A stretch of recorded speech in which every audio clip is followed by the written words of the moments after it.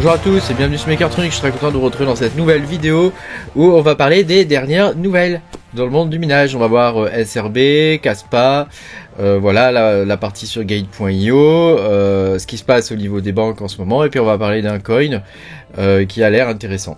Voilà, pensez à me mettre un petit pouce bleu et à vous abonner à la chaîne si vous n'êtes pas abonné. Et puis je vous rappelle que vous pouvez me soutenir en cliquant sur rejoindre sous la vidéo, hein. Voilà, moi ça m'aide beaucoup. Voilà. Merci beaucoup. Merci d'ailleurs à toutes les personnes qui me soutiennent. Hein. C'est grâce à vous que je suis là, hein, au final. Hein. Alors, on va pouvoir commencer, comme vous le savez peut-être, depuis la version 2.2.0 de SRB Miner Multi, hein, il supporte désormais le mining du Dynex, y compris sur les cartes AMD et Intel. Alors c'est très intéressant, hein, puisque désormais on peut miner le Dynex pas que sur Nvidia avec le miner un peu pourri qui avait la Dynex Solve. Là cette fois on a un miner commercial, hein, qui est beaucoup plus puissant déjà en termes de hash rate.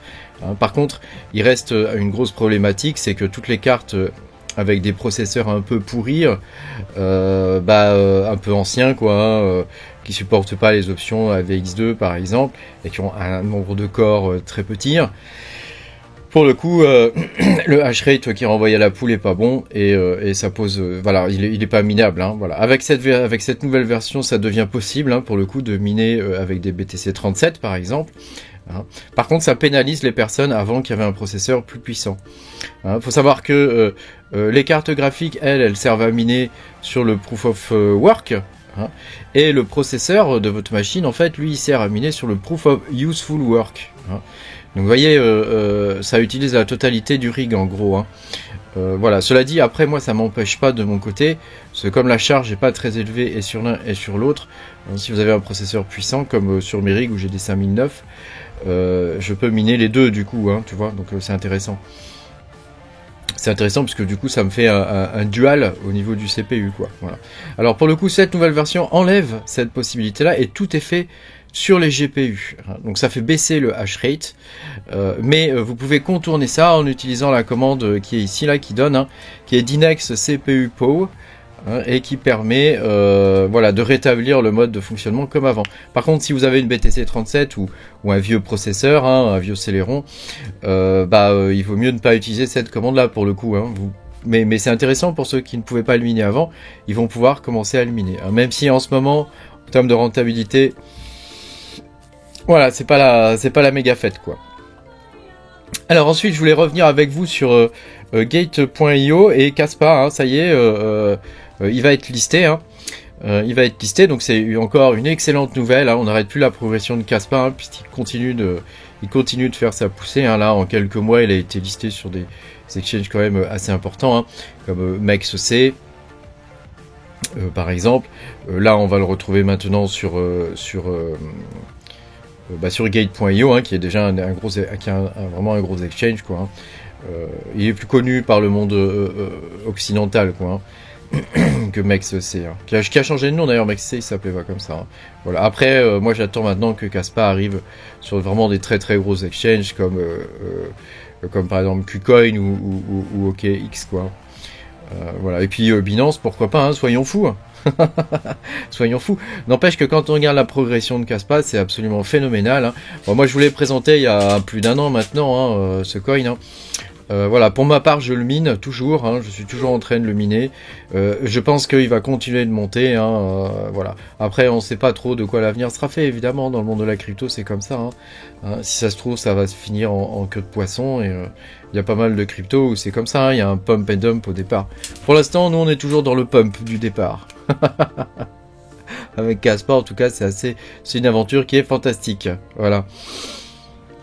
Si vous avez eu la chance de le miner au départ, hein, on pouvait faire 60 000 coins dans le mois.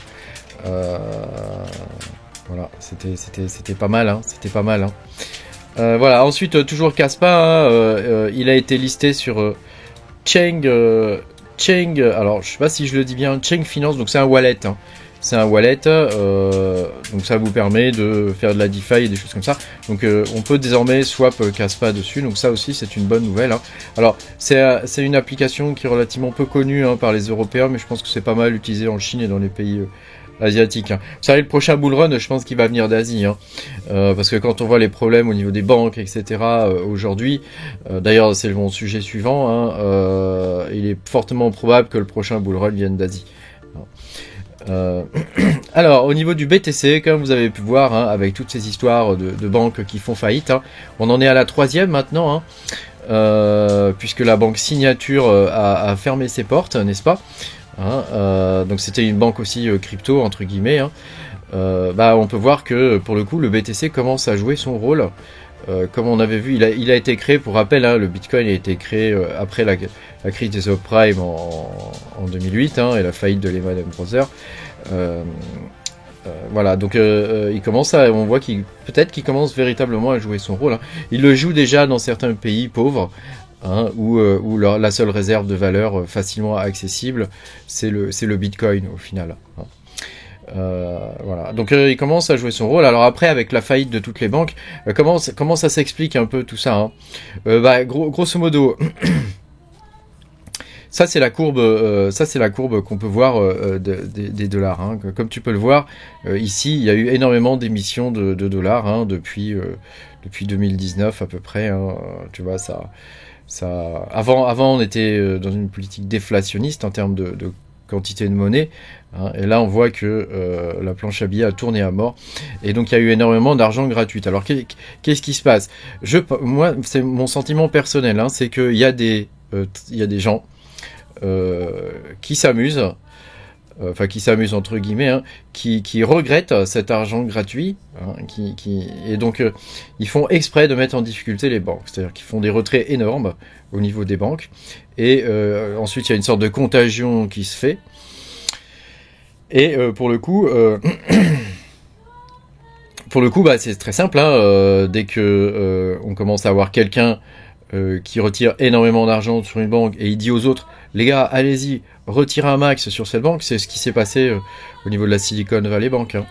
Et pour le coup, tous les autres suivent, hein. Derrière, il y a un phénomène de contagion, et la banque qui n'a pas les liquidités nécessaires, puisque comme toutes les banques, hein, la plupart de ses actifs sont placés, hein, dans des bons du trésor ou des trucs comme ça, avec un terme à 10 ans, forcément, voilà, ils sont obligés de les vendre moins cher pour pouvoir récupérer un peu des sous, quoi, hein, pour payer tout le monde, hein. Ils n'y arrivent pas et ils ferment leurs portes, ils font faillite. Donc l'État a assuré que les déposants récupéreraient, l'État américain a assuré que les déposants récupéreraient leur argent, mais les banques ont quand même fait faillite, c'est fini pour elles, quoi. Hein. C'est fini. Donc moi je pense qu'il y a des gens qui s'amusent en ce moment à vouloir le retour de la monnaie gratuite, hein, et comme de par hasard, ce sont des banques qui sont toujours liées un peu au milieu de la crypto-monnaie, etc. Hein, donc on voit qu'il y a quand même une attaque frontale de l'État américain envers les crypto-monnaies. Alors ce qui est très étonnant, c'est que le gars, le chef de la SEC aux États-Unis, c'est un type qui était au MIT et qui enseignait les cryptos, hein, la blockchain, hein, il faisait des cours de blockchain là-bas. Donc c'est marrant que le mec il ait complètement retourné sa veste comme ça, hein, c'est assez incroyable, c'est bizarre, hein, c'est bizarre. Donc voilà, je voulais vous partager ça parce que je voulais vous donner le fond de ma pensée là-dessus. Parce que je pense que la planche à billets va se remettre à tourner. Alors, et qui dit planche à billets qui se remet à tourner, dit que les crypto-monnaies vont augmenter. Hein. Elles vont augmenter en prix et il va y avoir de plus en plus de fonds qui vont arriver.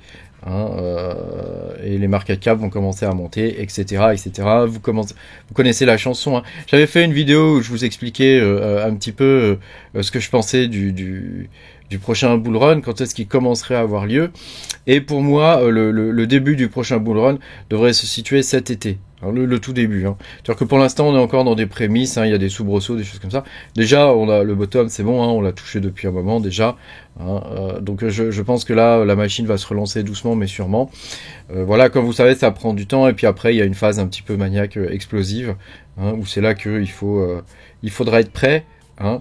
Et comme je vous ai expliqué aussi dans une autre vidéo, hein, il faudra faire attention sur les altcoins, hein, parce que ça se passera différemment à mon avis de ce qu'on a pu voir dans les précédents bull run. Hein. Voilà. Je voulais vous remercier d'avoir suivi cette vidéo.